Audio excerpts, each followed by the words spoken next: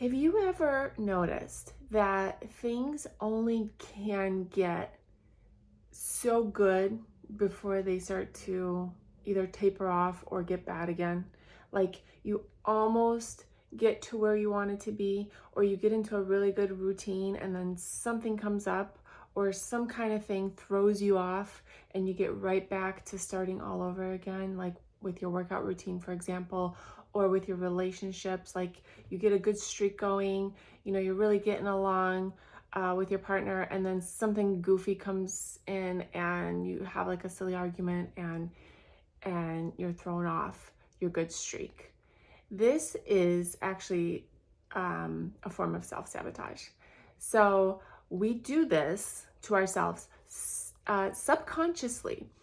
What happens is we all have a limit of how good we're willing for things to get and how bad we're willing for things to get. So we have a ceiling and sort of a floor of what we're willing to accept in our lives.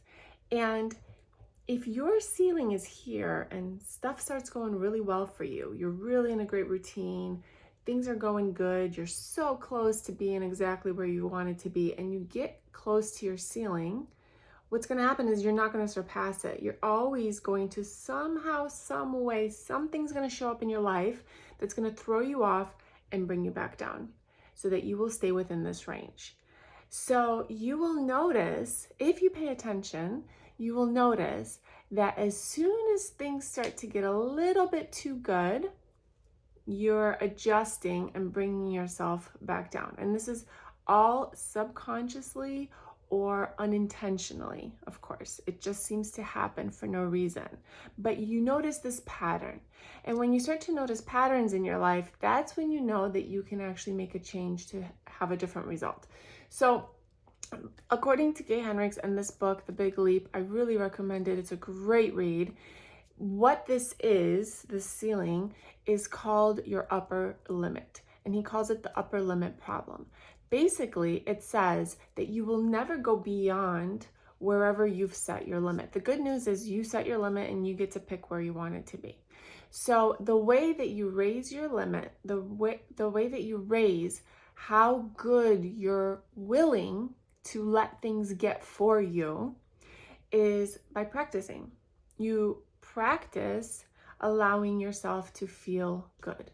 You practice giving yourself permission to rest, to do things just because you want to do things that are quote unquote selfish, to do things that are just for you, to fill your cup.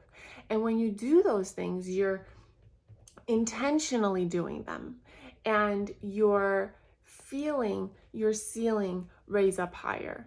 You're purposely doing things and feeling the feeling of, what does it feel like to feel good?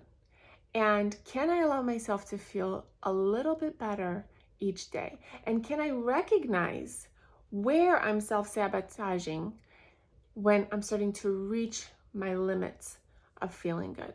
When things have been going really, really well with my husband and all of a sudden I'm picking a fight. And why did this little fight come up? Did I reach my upper limit? So it's something that you can practice, and it's something that you can get better at if you're aware that it's happening. The very first step is to recognize patterns in your life that will always lead you to be able to make a change. And once you know that you can make a change, you can start to simply notice and little by little expand your ability to feel good.